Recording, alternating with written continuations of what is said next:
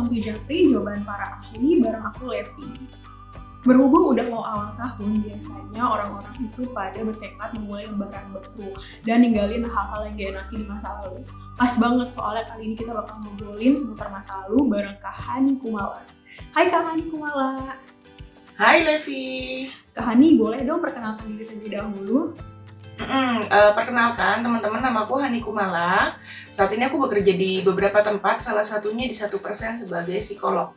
Aku sendiri lulusan psikolog klinis dewasa dari Unika Atmajaya Jakarta.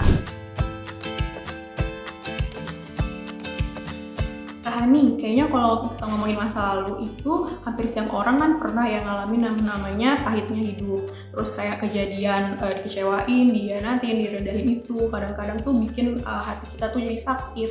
Kalau diinget-inget terus apalagi ya. Kenapa sih beberapa orang itu ngalamin yang namanya sulit move on dari kejadian masa lalu, Kak? Manusia itu makhluk emosional. Emosi manusia itu kompleks. Jadi di satu sisi mereka tetap merasa sayang, tapi kalau tadi akhirnya ada pahit, ada benci, itu juga sulit dilepaskan karena masih berharap sebenarnya, ada harapan juga. Tapi apa yang diharapkan? Yang diharapkan adalah kalau aja orang itu bisa berubah, kalau aja kejadian itu nggak terjadi. Jadi masih duduk menatap masa lalu, kalau pengalaman pahit itu nggak terjadi, pasti akan lebih baik, pasti akan lebih menyenangkan. Itu yang menjadi harapan mereka sebenarnya. Kita bisa nggak sih Kak tahu kalau misalkan orang-orang yang lagi sulit, ternyata dia tuh sulit berdamai dengan masa lalu itu ditandai dengan apa sih Kak? Pada dasarnya manusia tuh memang nggak gampang move on. Tapi kalau sering banget nih ngucapin kayak gini nih, Vi.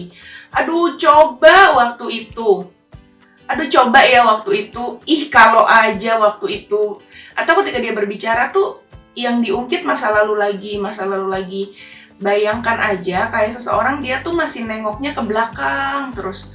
Coba waktu itu nggak salah ngomong. Coba waktu itu nggak bikin dia marah. Coba waktu itu aku bersikap lebih baik. Jadi bahkan dia tuh kehilangan masa sekarangnya. Karena yang dia lihat yang kemarin. Terus coba kalau begitu, salah satu ciri-cirinya ya.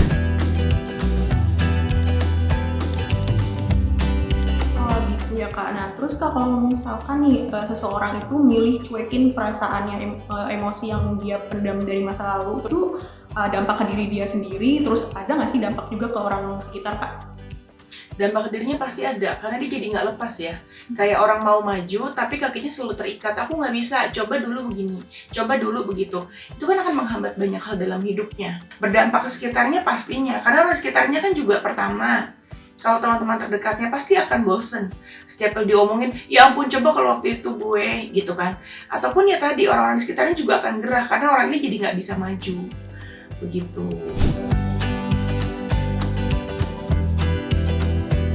Oke Kak, nah sekarang aku jadi tahu nih Kak, ada nggak sih tips atau cara gimana seseorang itu bisa move on dari beban di masa lalu? Menariknya gini Vi, kadang tuh yang kita nggak bisa damai bukan cuma sekedar masa lalunya.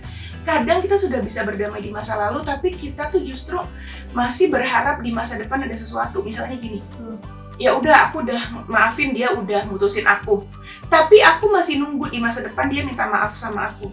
Itu yang bikin kita tuh susah move on.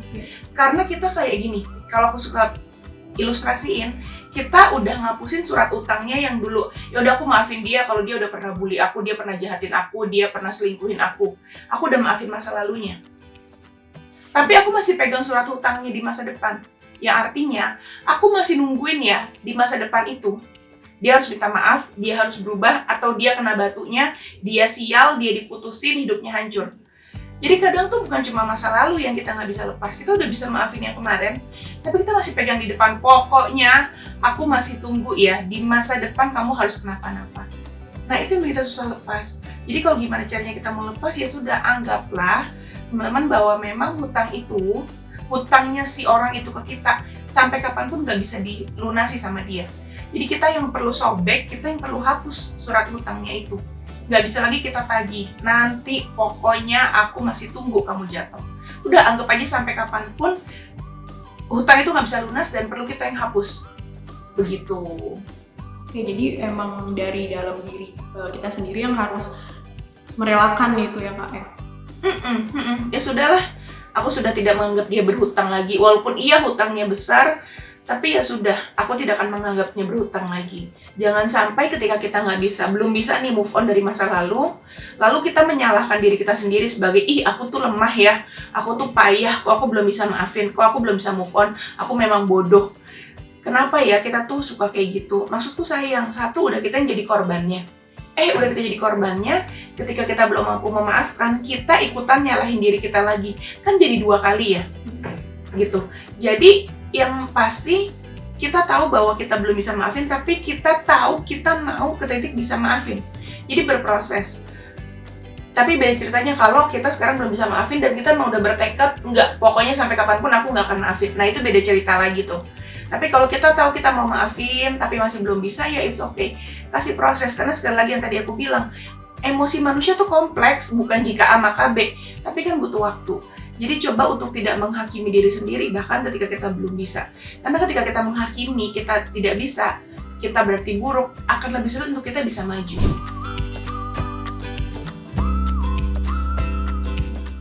Kak, satu hal lagi Kak, aku penasaran. Nah, kalau misalkan kita emang bener-bener nggak bisa berdamai dengan masa lalu, terus yang ada bikin hari-hari kita jadi depresi, kapan sih kita tuh harus menghubungi profesional kayak psikolog itu Kak?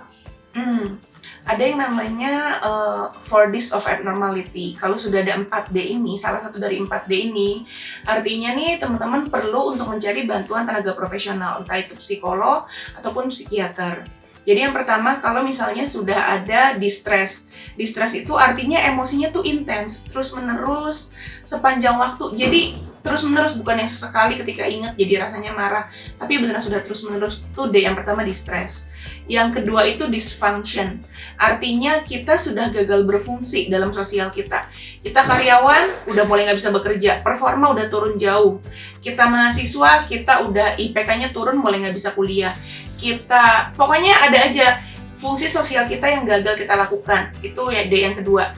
D yang ketiga itu danger. Kalau kita sudah mulai, kita sadar bahwa kita sudah berkali-kali memikirkan misalnya ingin bunuh diri, ingin menyakiti diri, atau mungkin ingin membunuh atau menjahati si pelakunya. Itu sudah juga ada tuh ciri-ciri yang ketiga, bahaya, danger. Dan D yang keempat adalah deviance. Deviance itu artinya sudah ada perilaku kita yang menyimpang. Kalau kita sudah mulai berperilaku aneh, dari yang tahap biasa misalnya 5 hari nggak mandi, 5 hari nggak keluar kamar, atau sampai sudah yang aneh-aneh, sudah mulai ada pikiran bahwa tiba-tiba semua horden jendela kita tutup, pintu kita kunci berkali-kali, kayaknya ada yang mau jahatin aku atau apa. Nah kalau sudah mulai ada perilaku yang menyimpang, segeralah tuh dari 4 itu. Kalau sudah ada salah satu aja dari 4 itu, distress, dysfunction, deviance, dan danger, segeralah cari bantuan profesional, begitu Vi. Ya, jadi dari penjelasan Kak Hani tadi aku bisa simpulin kalau pada dasarnya manusia itu adalah makhluk emosional dan kompleks. Jadi ada banyak hal yang bisa mempengaruhi emosi kita.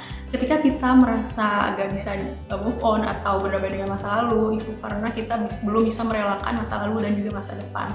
Oleh karena itu kita harus berdamai dengan masa lalu, merelakan masa lalu dan masa depan, dan hidup fokus di masa kini. Emang sih nggak mudah dan ya sulit. Cuman gimana pun juga kita juga nggak boleh menyalahkan diri sendiri karena kita akan sulit memaafkan diri sendiri. Nah, kalian juga harus ke profesional kalau misalkan sudah ngalamin yang namanya the 4Ds for abnormality kayak yang disebutin Kak Hani tadi. Oke Vi, aku mau nambahin nih 2 hal terakhir. Yang pertama, ingatlah teman-teman bahwa kita memaafkan itu bukan untuk pelakunya, tapi untuk diri kita sendiri. Karena ketika kita memaafkan, kita tuh lagi membuka ikatan yang mengikat kaki kita dan bikin kita nggak bisa maju. Jadi nggak usah peduli dengan orangnya tuh keadaannya lebih baik kah, lebih buruk kah, itu tidak ada hubungannya dengan kita. Yang penting kita yang buka ikatan kaki kita yang berlari maju.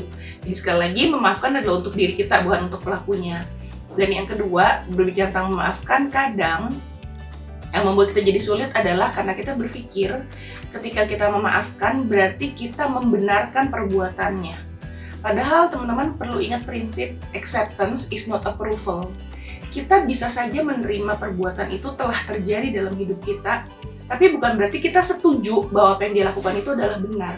Jadi acceptance is not approval. Jadi kalau kita memaafkan, bukan berarti kita menyetujui kok perbuatannya. Perbuatannya salah ya salah. ketika mereka pernah melakukan emotional abuse sama kita, ya salah. Tapi yang kita terima, yang kita maafkan, yang kita lepaskan adalah bahwa itu sudah terjadi dalam hidup kita dan tidak bisa diubah. Ya sudah. Tapi perbuatannya salah, tetaplah salah. Mungkin itu ya, Vi, yang bisa aku tambahin. Oke deh Kak, semoga kita semua bisa sama-sama move on dari kejadian pahit dan bisa memaafkan diri sendiri ya Kak. Aku thank you banget loh karena Kak Hani sudah mau ngobrol-ngobrol di Japri. Oke, thank you juga Levi. Semoga apa yang tadi kita obrolkan bermanfaat ya buat teman-teman semuanya. Oke, sekian dulu Japri kali ini. Kalau kalian suka videonya, jangan lupa like, subscribe, dan turn on notification supaya gak ketinggalan video Bitu Jurnal lainnya. Bye!